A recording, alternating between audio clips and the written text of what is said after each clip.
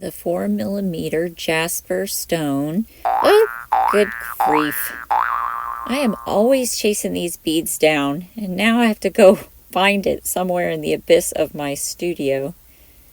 Hold on, y'all. I'm coming. All right. Where was I with that crazy interruption?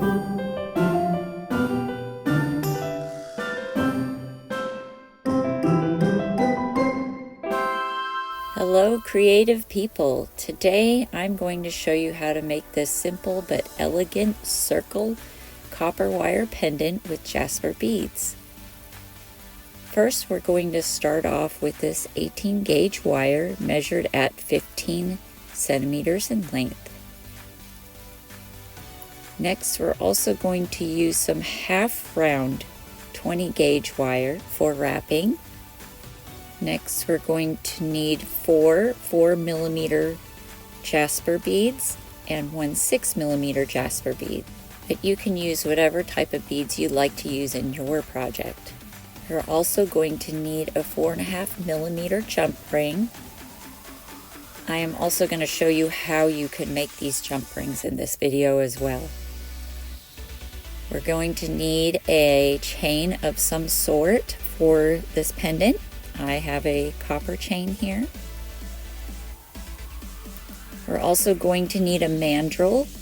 This is a 20mm wooden mandrel. It's actually a little wax or clay stamp. And I'm going to use this for the circle pendant. We're also going to need some bent chain nose pliers. We're going to need a pair of regular chain nose pliers.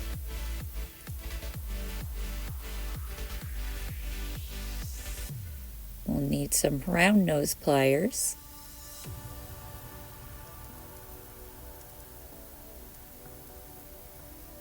Some flush cutters.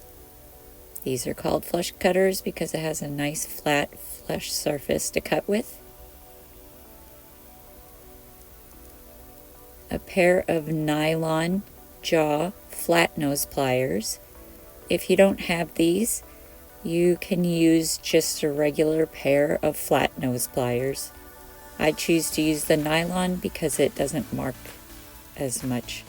And I end up using the regular flat nose pliers for this video anyway. Silly me. We're also going to need this bench block for flattening the wire and work hardening your wire. And you need a chasing hammer, which actually does the flattening. The bench block is to hold your wire on. And this is your tools you'll need. You can also find the list in my description below. Now, to get started, we're going to grab this 15 centimeters of 18 gauge wire. And with the round nose pliers, we're going to put that wire in there about center and flush between the jaws.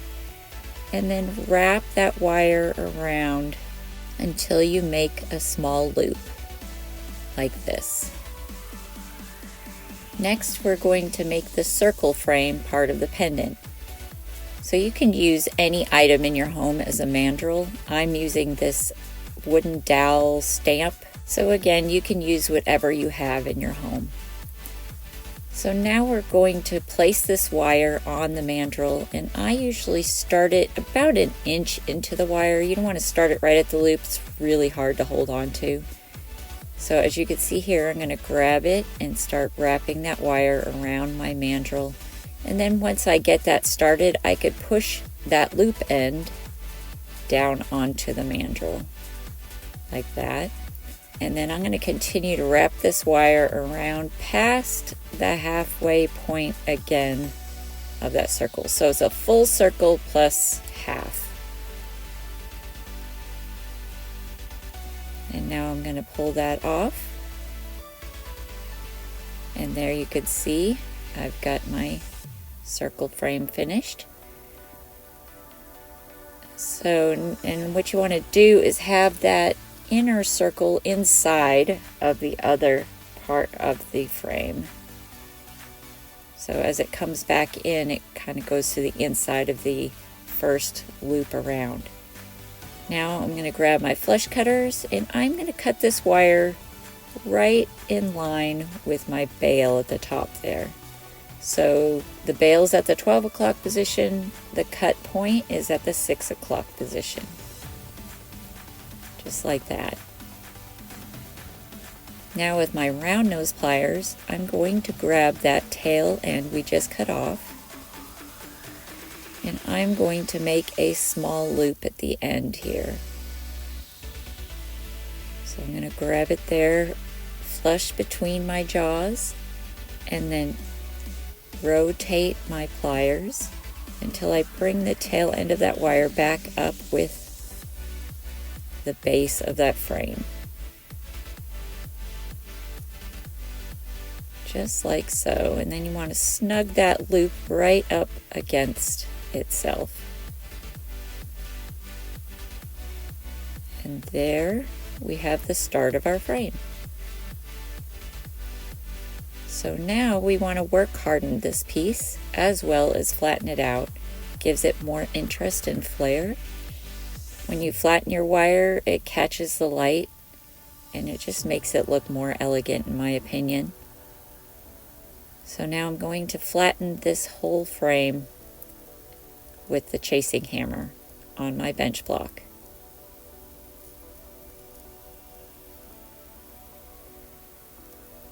And you want to hammer all the way around, pulling a little bit away from the piece. So that way it kind of flares it out.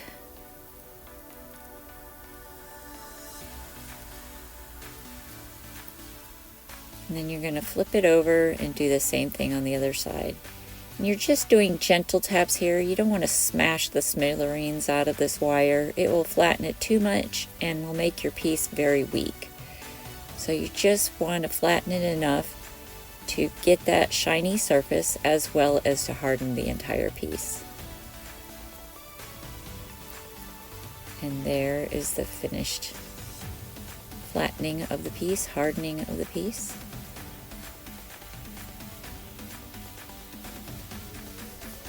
And here I'm just going to go back and get a little spot that I thought could use a little bit more hammering.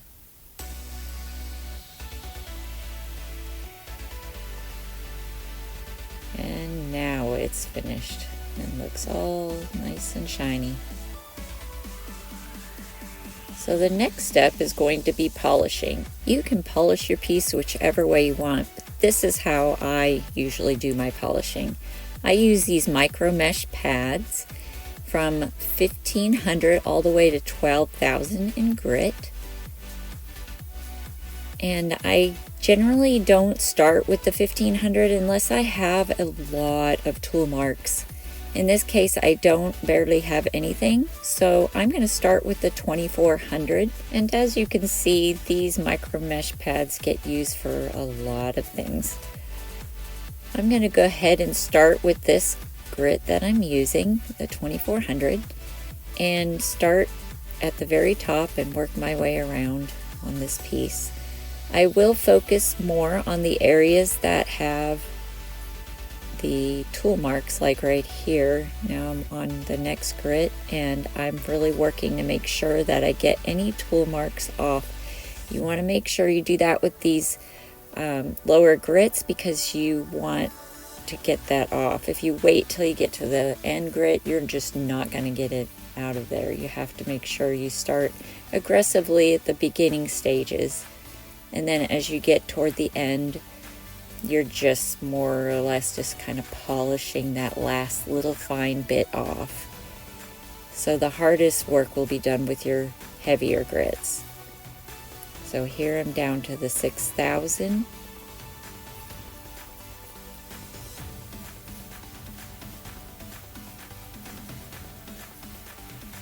And then I'm going to work down to my 8,000.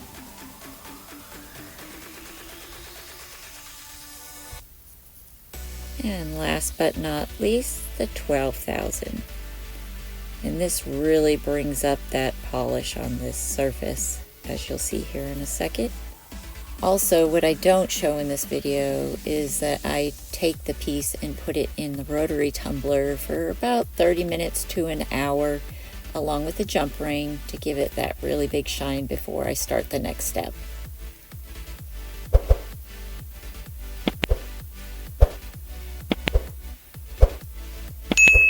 So now we need to grab our 20 gauge half round wire.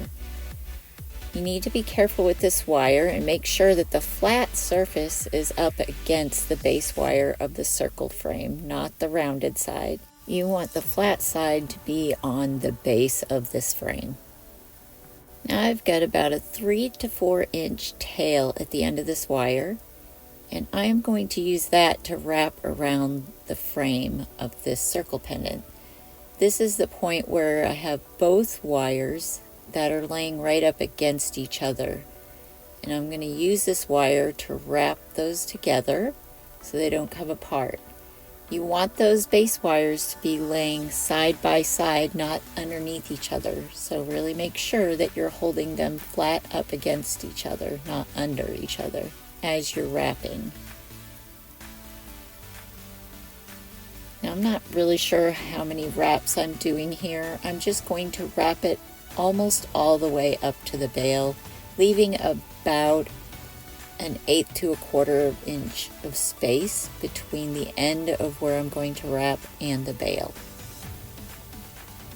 So we're just going to continue wrapping. You need to make sure, again, that the flat side of this half round wire is on the base of this frame. And so you need to keep it straight and flat. Don't allow it to twist, or you're going to end up with the flat side on top, and you don't want that. Those type of imperfections show up very clearly on your finished piece, so you need to make sure that it's indeed laying flat up against your piece. So here you can see I'm checking to make sure that that flat side is still facing down. And now I'm just going to wrap the last couple of wraps until I just barely have a little tail left, not enough to go all the way back around. I'm going to grab my flush cutters and cut halfway across the back of this piece.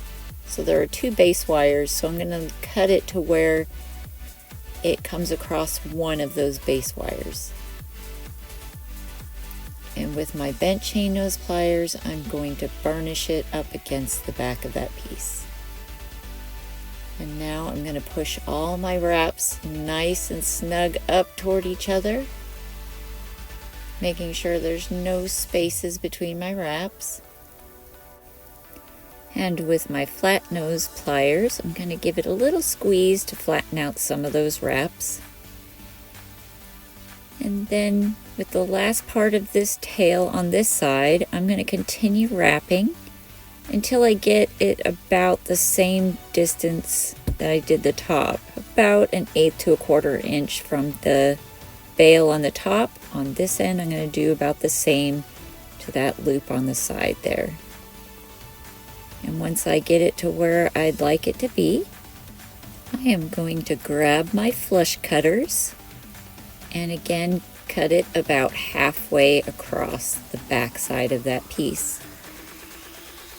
And then with my bent chain nose pliers, burnish that wire up against that frame. And there we have that side all finished.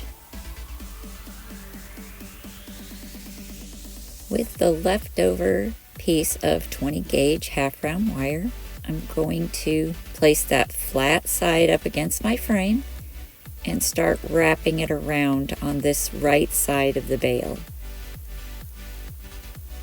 And I'm going to wrap it about 3 times around, and then make sure that I get all my wraps snug up against each other here. And you can see they're all nice and snug and wrapped tightly.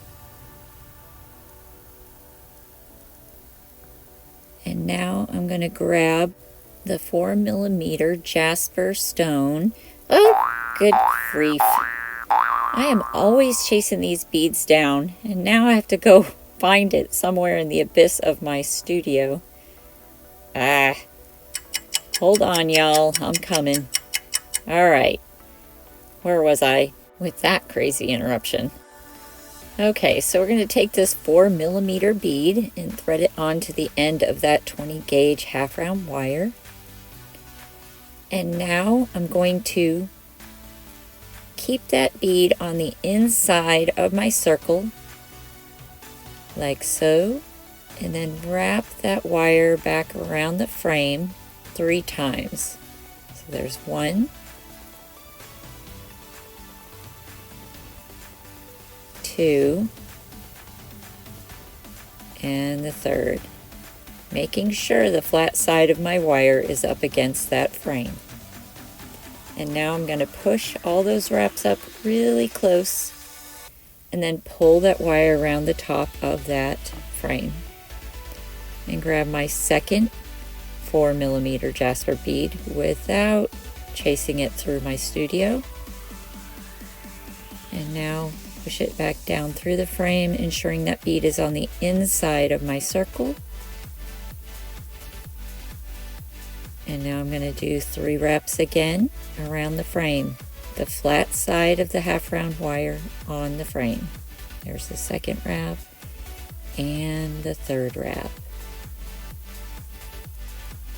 Now I'm going to grab our next bead. This time, instead of the 4mm bead, I'm grabbing the 6mm bead.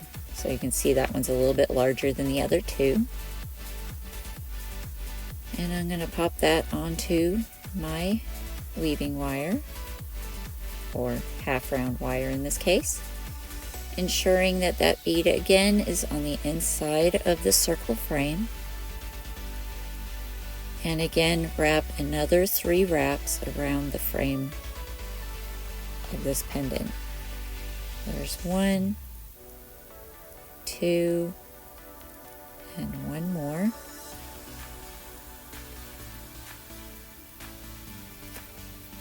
And now we're going to go back to the 4mm size of the beads. And there you can see that. Again, going to thread that onto the end of my half round wire.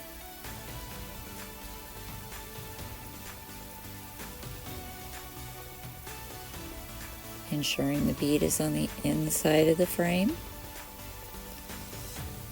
And again, wrap it around the frame 3 more times.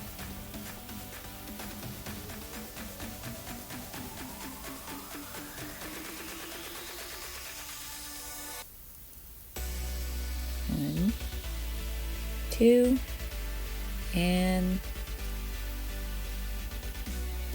making sure everything is nice and snug, pushed up against each other.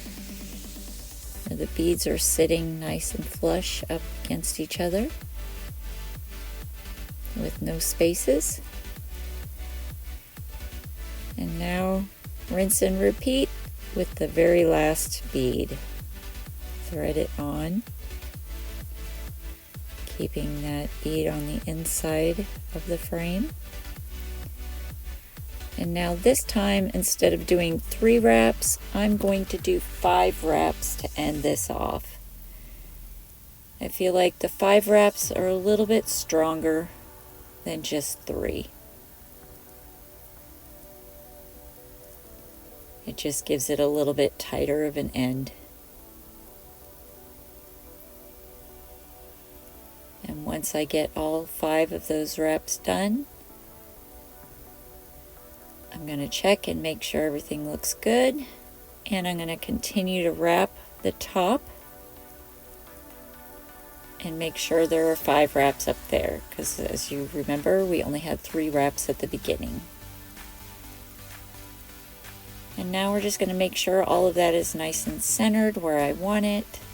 Everything's adjusted and looking good.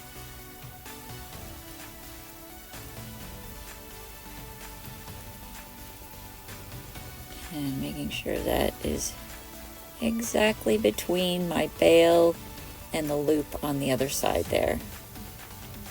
Once I get it where I want to, I can pull those tail ends nice and tight, make sure it's going to stay in place. And then I'm going to grab my flush cutters and snip off the tail on the back side of my pendant, and with my bent chain nose pliers I'm going to burnish that wire right up against the frame,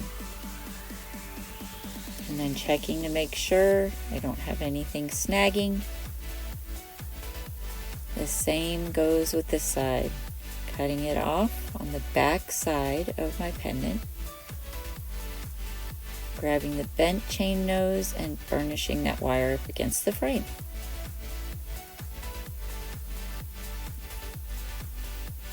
Nope, and that one wasn't quite cut off enough, so I'm going to go back and snip off a little more and re-burnish that one.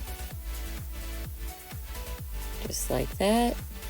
So this is why it's always important to check those little ends and make sure we don't have little pokey bits sticking out. We don't want snagged sweaters or scratches or anything like that. We don't want it pulling on anything, because that can undo all of that weave and that hard work you've done. So you want to make sure it's tucked down nice and flat to the frame.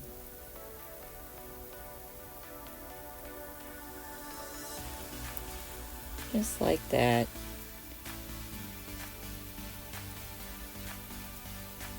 Isn't that looking gorgeous? So next you can just add your jump ring to this, but I'm going to show you how to make a jump ring in case you don't have one. I tend to use 18 gauge wire rather than 20 gauge wire because I feel it's stronger, especially with soft copper wire. So I'm going to grab this off of my spool, and I'm going to use this brass rod that I picked up at my local hardware store. It's a hollow brass rod. It's 4.5 millimeters in diameter. And I'm going to use this for my jump rings. I also use this in my drill to make long coils of jump rings if I'm making a large batch of jump rings. So now I'm going to take a length of this and wrap it over the top of my mandrel. So that wire is going to wrap around. And I'm going to wrap it around probably about 3 times. That's generally what I do. In case one of the rings looks a little wonky, I always have a little bit of extra so that I can make a second one if need be. So there you can see the 3 wraps around. And then I'm going to slide that off the end of my mandrel. And with my flush cutters, I'm going to cut that tail end of the wire off of the coil. I'm going to put my flush side of those pliers facing the coil and the concave side facing the tail end. Just like that, and I'm going to snip it. Now you can see that there is a flush cut on the end of that wire. If I had done it the other way, I'd have a little pointed end of that wire, and I don't want that. So now I'm going to flip my flush cutters over and then cut the next little bit of wire on that coil right up against that first cut I made. Just like this. And see, you can see that little pointed edge there on the leftover coil. You don't want that on your jump ring. So there you can see I've got 2 flush cut ends on this jump ring, which will make it to where it just meets up perfectly. And there you go, the finished jump ring.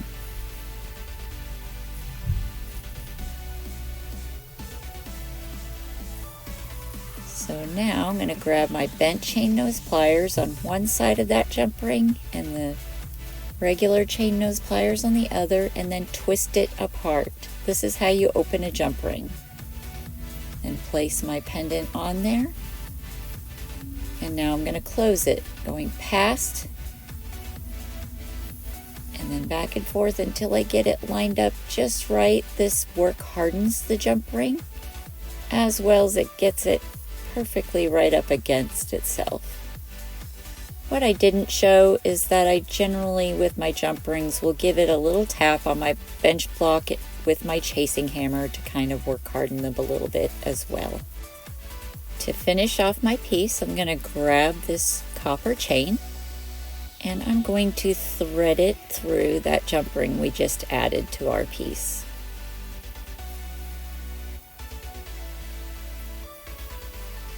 And here it is, the finished piece. What do you guys think of this? Do you like it? Do you not like it? Let me know in the comments below. I'd sure love to hear your opinion. Would you do anything different? How would you make it your piece? I sure hope you enjoyed this video, and if you did, please don't forget to subscribe because I'll have a lot more of these coming up in the future. Thank you for watching, y'all. We'll see you next Thursday.